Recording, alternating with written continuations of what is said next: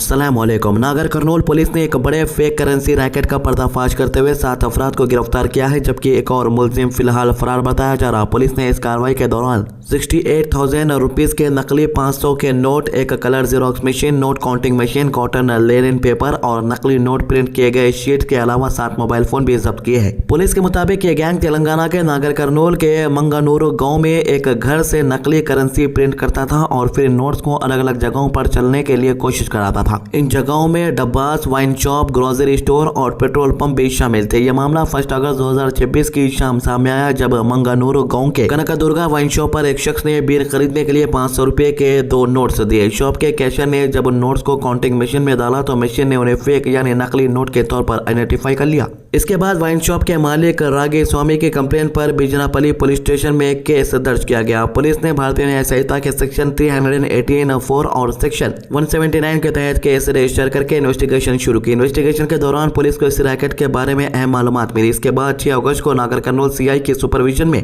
मनगनूरू में बोला कुरुमूर्ति नाम के शख्स के घर पर रेड की गई। पुलिस का कहना है कि रेड के वक्त 7 लोग नकली 500 रुपए के नोट प्रिंट करते हुए पकड़े गए। पुलिस ने मौके से प्रिंटिंग के लिए इस्तेमाल होने वाले colour xerox machine, counting machine, खास किस्म का पेपर और प्रिंटेड काउंटरफेट शीट भी बरामद किया। पुलिस के मुताबिक इस रैकेट में अक्यूज्ड कलिनिधि नागार्जुना है, जो वेस्ट गोदावरी डिस्ट्रिक्ट के सिद्धरामपुरम में मी सेवा काउंटर ऑपरेटर के तौर पर काम करता है।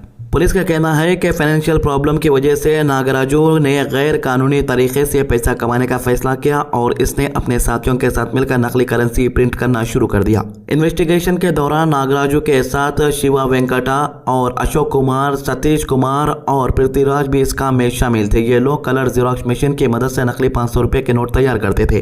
पुलिस ने बताया कि गैंग ने तकरीबन 2 लाख रुपए की काउंटरफेट करेंसी प्रिंट की थी। इसके बाद 2 शिवा की मुलाकात इंस्टाग्राम के जरिए नागर नवीन गौड़ से हुई। दोनों के दरमियान नकली करेंसी की सप्लाई को लेकर डील हुई थी। पुलिस के मुताबिक डील ये थी कि हर 1000 रुपये असली करेंसी के बदले 4000 रुपये के नकली नोट दिए जाएंगे। इस डील के मुताबिक नवीन गौड़ ने 20,000 रुपये असली पैसे दिए और इसके बदले 80,000 रुपये की काउंटरफेट करेंसी मिली। पुलिस का कहना है कि इस 80,000 रुपये की नकली करेंसी में से 10,000 रुपये बोला कुरुमूर्ति को और 70,000 रुपये सत्यनारायण को दिए गए। इसके बाद कुरुमूर्ति ने इन नकली नोट्स को अलग अलग सोशल बिजनेस में चलाने की कोशिश की। पुलिस के मुताबिक नकली नोट्स का डब्बों, ग्रोसरी स्टोर्स और यानी पान शॉप, पेट्रोल पंप जैसे जगहों पर सर्कुलेट किया जा रहा था। इसी तरह 1 अगस्त को वाइन शॉप पर 2 नकली 500 के नोट चलाने की कोशिश भी इसी रैकेट के इन्वेस्टिगेशन का अहम सबब बनी। तो एक तरफ बीजेपी की सरकार ये दावा करती है कि इससे पहले के जो नोटबंदी हुई थी वो इसलिए की गई थी क्योंकि मार्केट के अंदर नकली नोट बहुत ज्यादा हो गए थे। लेकिन अब जो नोट बदल कर नए नोट लाए गए थे, ये 500 रुपए के जो आप देख रहे, इन नोटों के भी नकली नोट छाप कर मार्केट में चलाए जा रहे हैं। जी हाँ, बिल्कुल सही सुने, इन नोटों के भी नकली नोट अब मार्केट में आना शुरू हो चुके हैं। कई जगहों पर इंडियन पुलिस ने इन फेक करेंसी को पकड़ा,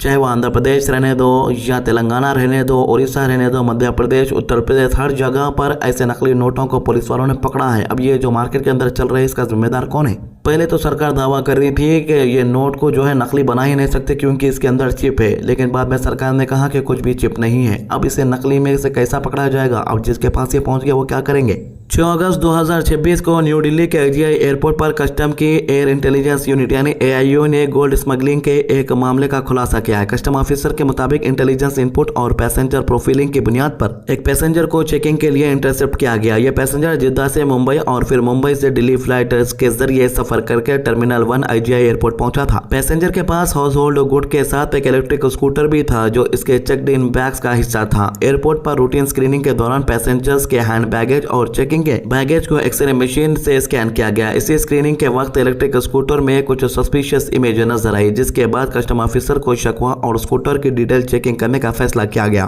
खास बात यह है कि पैसेंजर जब दूर फ्रेम मेटल डिटेक्टर यानी DFMM से गुजरा तो उस वक्त कोई अलार्म नहीं बजा, लेकिन एक्सरे स्क्रीनिंग में सामने आने वाली सस्पिशियस इमेज की वजह से ऑफिसर्स ने इस मेटल डिटेक्टर को रिजल्ट पर भरोसा नहीं किया और इलेक्ट्रिक स्कूटर की गहराई से जांच की। डिटेल एग्जामिनेशन के दौरान कस्टम ऑफिसर्स को स्कूटर के टायर्स के सॉलिड कोर के अंदर कुछ छुपाया हुआ मिला। जब इस जगह को खोला गया तो यहाँ से 24 कैरेट गोल्ड के 19 कट पीसेस बरामद हुए। कस्टम्स के मुताबिक बरामद किए गए गोल्ड का टोटल नेट वेट 869.5 ग्राम था। इनिशियल इन्फॉर्मेशन के मुताबिक गोल्ड को इलेक्ट्रिक स्कूटर के टायर्स के सॉलिड कोर के अंदर इस तरह छुपाया गया था कि नॉर्मल चेकिंग के दौरान इसका पता लगाना मुश्किल हो और कस्टम डिटेक्शन से बचा जा सके। लेकिन एक्सरे स्क्रीनिंग में सस्पिशियस इमेजेस सामने आने के बाद ऑफिसर्स ने स्कूटर की डिटेल एग्जामिनेशन की और गोल्ड रिकवर कर लिया।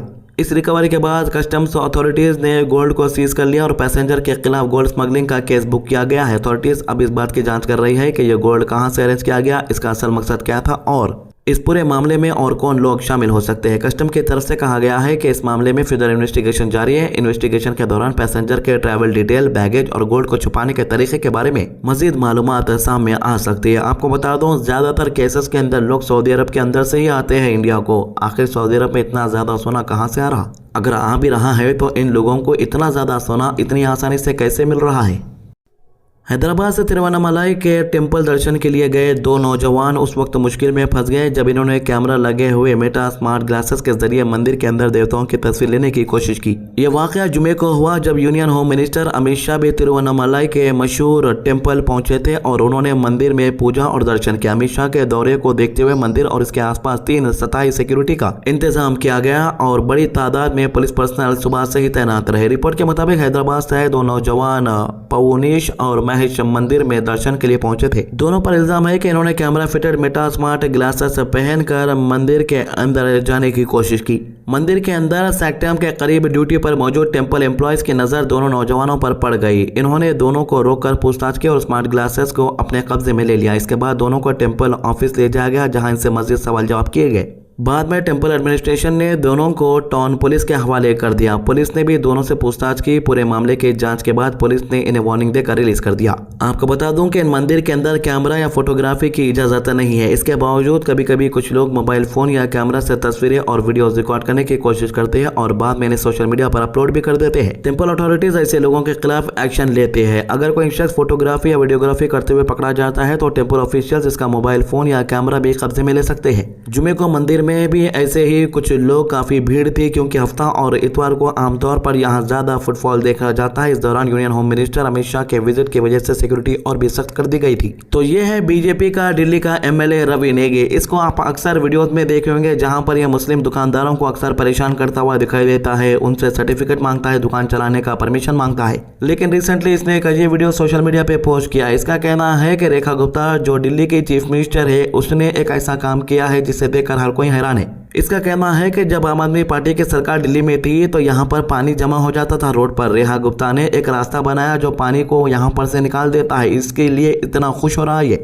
मतलब अब मोहरी का पानी, बारिश का पानी जाने के लिए एक रास्ता बनाना, मोहरियाँ बनाना भी दिल्ली के लिए बहुत बड़ी डेवलपमेंट की बात हो गई। मुगल चार मीनार बनाए, मुगल कुतुब मीनार बनाए, मुगल ताजमहल बनाए और लाल किला बनाए। ऐसे बड़े बड़े चीजें बनाकर भी मुगलों ने कभी ऐसे वीडियोस या फोटोज नहीं बनाए। लेकिन बीजेपी वाले बारिश का पानी जाने के लिए एक रास्ता बना के सोशल मीडिया पर ढिंडोरा कर रहे हैं। वो भी एक एमएलए इस तरीके का नाच रहा है। अरे वो देख रहा हूँ आप ही को, झाड़ू वालों को कहा गए आप ही हो। अरे आप ही हो, अरे आप ही हो केजरीवाल। अरे ही नहीं तो आप ये गायब हो गए सारे। आप ये दिखा नहीं रहे, नाव नहीं चला रहे आप। ये नाव चलाते थे पहले। शर्म करो आप ही हो, डूब मरो, चुल्लू पर पानी में डूब मरो। तो ये थी अभी तक की अपडेट। आज की अच्छी बात, हुजूर सल्लल्लाहु अलैहि वसल्लम ने फरमाया कि जो मदीने में मरने की इस्तिताअत रखता हो वो वहीं मरे, यानी रिहाइश इख्तियार करे, क्योंकि वहां मरने वालों की शफात करूंगा। तिरमिजी 3917। हमारे चैनल को सब्सक्राइब कीजिए, हमारे वीडियोस को ज्यादा से ज्यादा लोगों तक शेयर कीजिए, नमाज की पाबंदी कीजिए, कुरान की तिलावत कीजिए और दुआ में याद रखिए। अल्लाह हाफिज।